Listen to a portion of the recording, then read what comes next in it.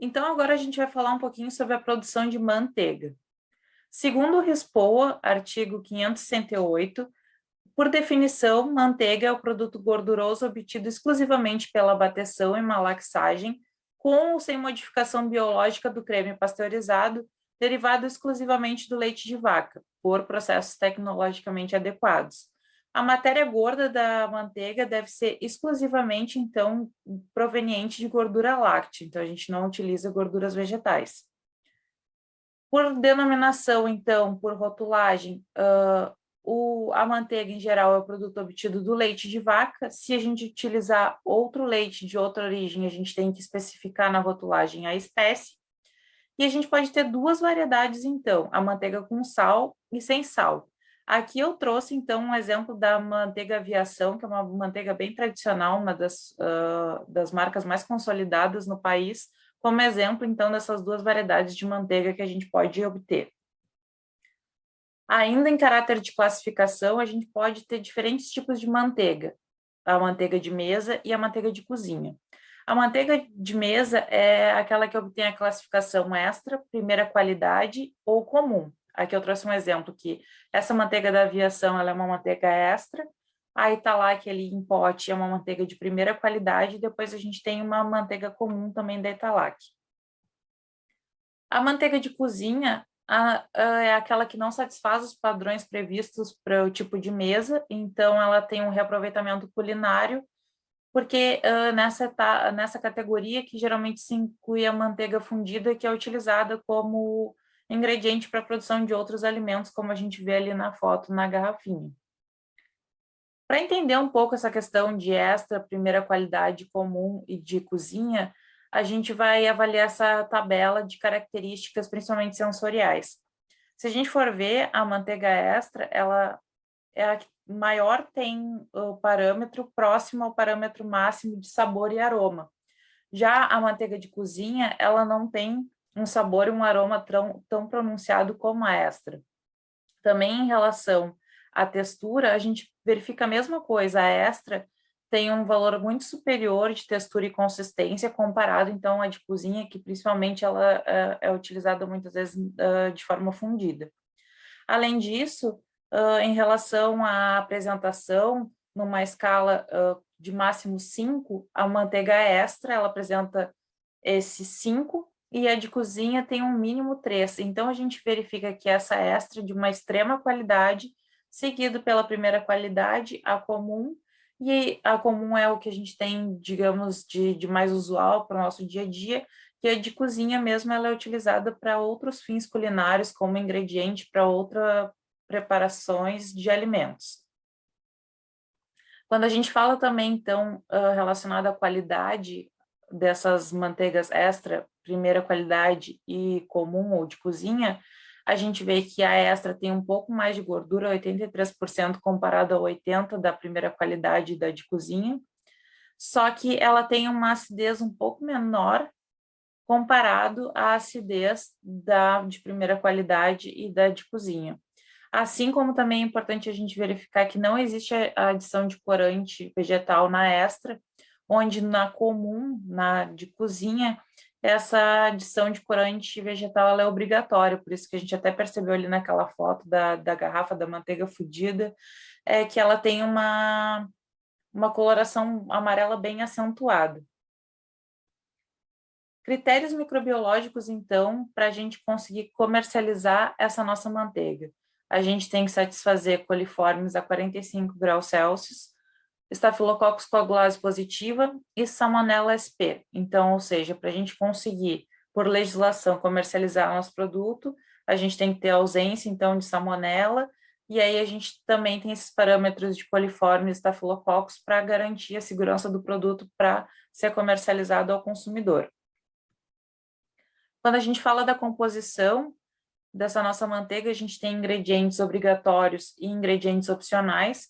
Os ingredientes obrigatórios, então, é o leite de vaca, mas, em geral, se utiliza o creme pasteurizado desse leite para facilitar o processo, então, de produção da manteiga. E como ingredientes opcionais, a gente tem cloreto de sódio, que é o responsável, então, pela manteiga salgada, pela salga, até no máximo 2 gramas por 100 gramas de manteiga, ou fermentos lácteos selecionados quando a gente tem manteigas maturadas. Pode também conter ainda os seguintes aditivos e coadjuvantes, os corantes, como a gente estava falando, principalmente corantes naturais, mas também pode ser utilizados sintéticos ou idênticos aos naturais. Como exemplo, então, pode ser o beta-caroteno, a cúrcuma ou a curcumina, que é essa foto que eu trouxe aqui para exemplificar para vocês, para dar essa coloração amarela acentuada quando se deseja esse efeito. Mas também a gente pode usar descorantes, que no caso é o uso da clorofila ou clorofila cúprica, em quantidade suficiente também para obter o efeito desejado. E como coadjuvantes, pode ser utilizado sais neutralizantes, na quantidade máxima de 2.000 miligramas por quilogramas, isolados ou em combinação. Assim, a composição média de uma manteiga é 83% de gordura, 16% de água, 0,4% de lactose e 0,15% de cinzas e sais. Quando a gente começa a falar do processo de fabricação em si, a gente tem que ter bem claro que o leite é uma emulsão de gordura em água e a manteiga é o contrário, é uma emulsão de água em gordura. Então, na verdade, quando a gente faz uma inversão dessa característica de emulsão, a gente converte o leite em manteiga. Então, como eu já tinha dito, para facilitar a obtenção da manteiga, é comum utilizar creme ao invés do leite líquido, então, para a gente partir o processo de produção. Por ação mecânica, através do batimento do creme de leite, consegue-se, então, a aglomeração dos glóbulos de gordura, separa a fase líquida e assim a gente obtém a manteiga. E aí, então, aqui a gente chega no fluxograma geral de elaboração. Então, a partir desse creme de leite, a gente tem a neutralização, pasteurização, desodorização, inoculação, maturação, batedura, separação do leitelho, lavagem, salga, amassamento e malaxagem, embalagem, para aí a gente chegar no nosso produto, a manteiga. Agora a gente vai falar um pouquinho de cada uma dessas etapas. Antes disso, a gente precisa entender que, na verdade, a gente divide a manteiga em duas categorias principais. A manteiga de nata doce, ou seja, nata sem maturar, que deve ter gosto apenas de nata, embora seja aceitável certo sabor cozido.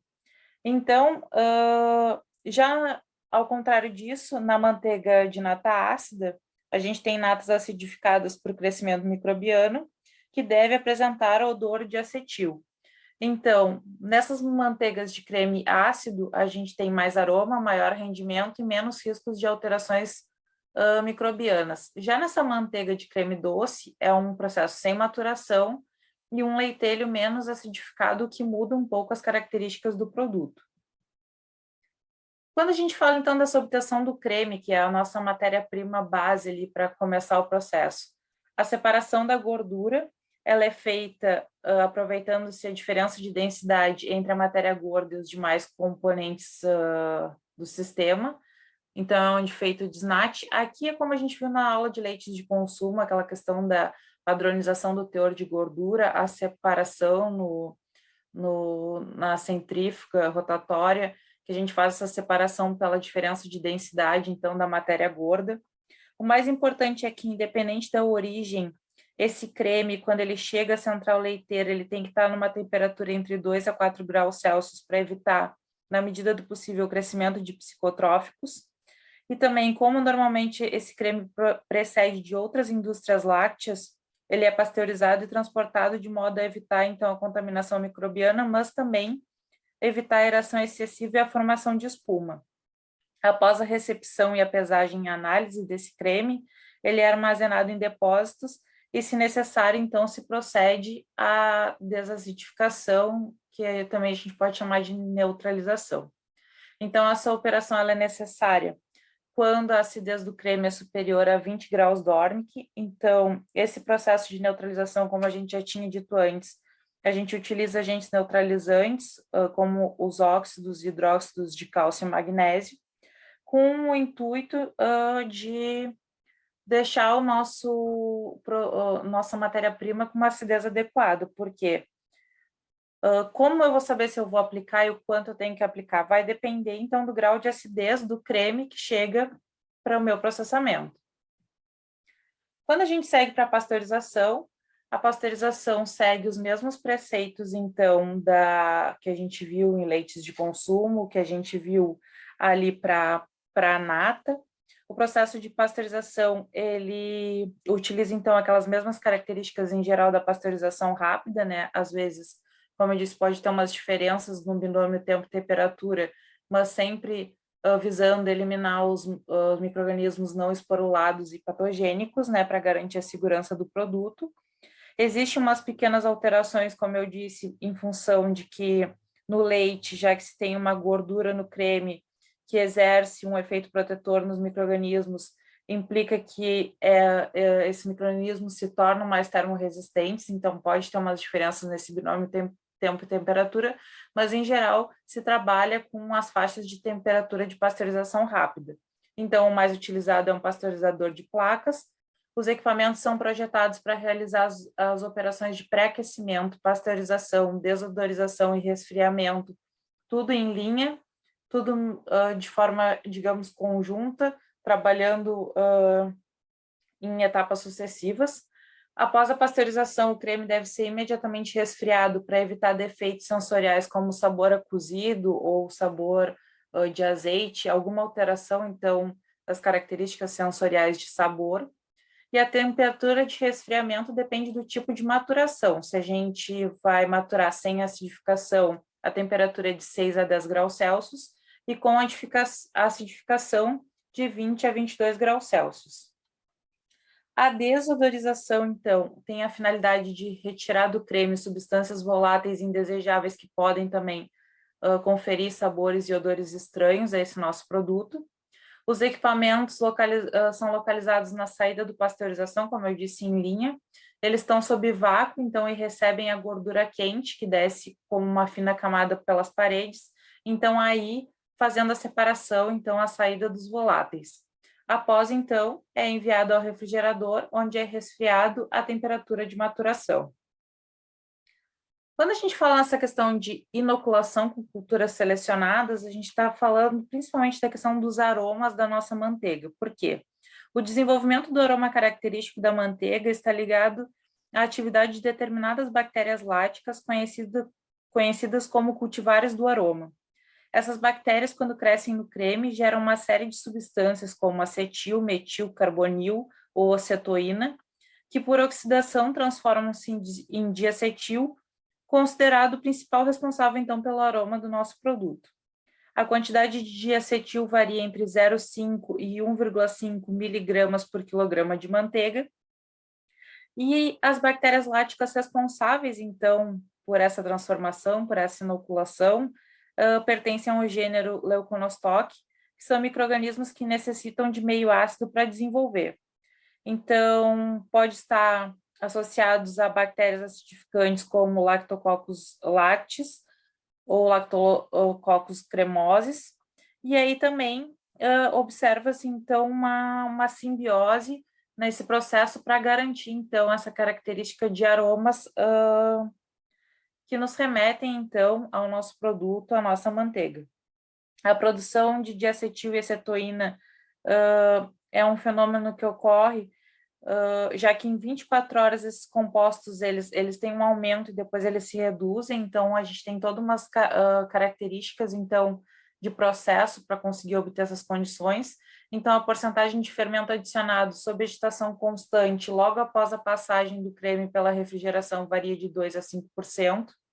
A adição da cultura láctea selecionada ao creme pasteurizado permite o controle da fermentação para a produção de ácido lático e substâncias aromatizantes, principalmente, então, o diacetil, como a gente estava falando. Como eu disse, essas culturas elas podem ter 2 ou mais espécies. O Leuconostoc é um dos principais, mas também a gente tem o Streptococcus lactis, o Streptococcus cremosis e o Streptococcus diacetylis. Cada um produzindo, então, alguns produzem ácido lático, o último produz diretamente o diacetil, na presença tanto de lactose como de sacarose. Geralmente, então, há predominância na cultura láctica mista, em geral das espécies lácteas e cremosas, que podem representar até 80%, 90% do total de micro-organismos. O lácteos e o cremoses, eles aumentam a acidez do creme, provocando a precipitação da caseína e proporcionando condições de crescimento para os demais micro-organismos. Então, assim, acaba se tornando mais lento, então, a atuação de outros micro-organismos no sabor e no aroma da manteiga. Quando a gente fala em relação à maturação da manteiga, isso está diretamente ligado na alteração na estrutura do creme, que facilita, então, a batedura, além de permitir a ação do fermento. E aqui também começa a modificar as características sensoriais, assim como a gente viu na produção de queijos. Os benefícios, então, desse processo de maturação aliado à fermentação, então, com as culturas que conferem, então, as cultivares de aroma, são também aumento da conservação, a influência no sabor, no aroma e na textura da manteiga, e a maturação com ou sem acidez. Quando a gente fala de maturação sem acidificação, é aquela que se corresponde ao que se chama de envelhecimento do creme e consiste em deixar esse creme em repouso até o dia seguinte, numa temperatura de 6 a 10 graus Celsius, para solidificação da gordura e redução da tensão superficial, diminuindo assim a resistência da película que os envolve. Então, às vezes, de 2 a 4 horas de repouso são o suficiente. Quando a gente trabalha na maturação com acidificação, se a manteiga ser produzida vai ser consumida rapidamente, a acidez final do creme deve estar entre 45 a 58 graus Dornick, o que proporciona propriedades sensoriais e organolépticas bem acentuadas.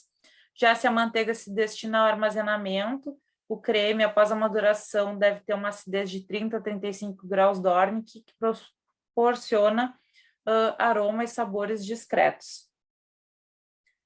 Já quase finalizando o processamento, a batedura é a etapa, então, como eu disse, que transforma o creme em manteiga, é onde ocorre, então, essa inversão da emulsão, que antes era de água em óleo, agora é de óleo em água. Por ação mecânica, ocorre a junção dos glóbulos e a expulsão do leitelho, que é o subproduto, então. Uma vez formados os grãos de manteiga, é necessário separar a fase aquosa resultante, ou seja, o leitelho. O processo realiza-se mediante um dispositivo de drenagem que, como uma peneira, retém os grãos enquanto o soro o atravessa e é despejado em um circuito complementar. Em termos gerais, pode-se dizer que quanto maiores sejam os grânulos e maior seja a quantidade de leitelho, maior será o conteúdo em extrato seco desengordurado da manteiga. O leitelho obtido de natas ácidas é comercializado sob a denominação de produto fermentado e pode ser utilizado para alimentação de gado ou para elaborar outros produtos lácteos. O que se obtém da nata doce pode ser empregado por seu conteúdo de lactose para elaborar outros produtos como leites fermentados. A lavagem, então, é introduzido na batedeira um volume de água e faz então a batedeira girar algumas vezes, repete isso de 2 a 3 vezes, até que a água de lavagem saia limpa para retirada do soro residual. A salga, como a gente já havia dito, ela pode ser realizada por imersão, mas também verifica-se que o mais eficiente é a adição de sal seco, em função da conservação química, e também a característica desse sal, ele tem que ser adequado, tem que ser biologicamente puro para garantir, então, nenhum tipo de contaminação do produto. E essa adição do sal, ele é adicionado na proporção de 2 a 6%. Já o amassamento e a malaxagem, após a batedura e a lavagem, os grumos de manteiga não se apresentam como aglomerado homogêneo. E, por isso, torna-se necessária a operação de malaxagem, visando justamente conferir homogeneidade e plasticidade necessárias para torná-la um produto de qualidade, eliminando o leitelho, então eliminando as substâncias não gordurosas. Então, a malaxagem é isso, é conferir homogeneidade e plasticidade, assim como a gente viu lá na produção de queijo, a gente consegue traçar assim uma linha similar naquela questão da etapa lá no queijo mozzarella, da etapa de filagem, que a gente tem essa questão de plasticidade e homogeneidade da massa, É por isso que a gente faz a malaxagem, então, e o amassamento na manteiga. E para finalizar, a embalagem da manteiga, ela tem que ser impermeável ao vapor de água e ar, tem que ser um material resistente à gordura, proteger o produto da luz solar, da contaminação bacteriológica e de aromas estranhos, e facilitar a comercialização e o armazenamento, sendo atraente ao consumidor, e assim a gente consegue comercializar de diferentes formas.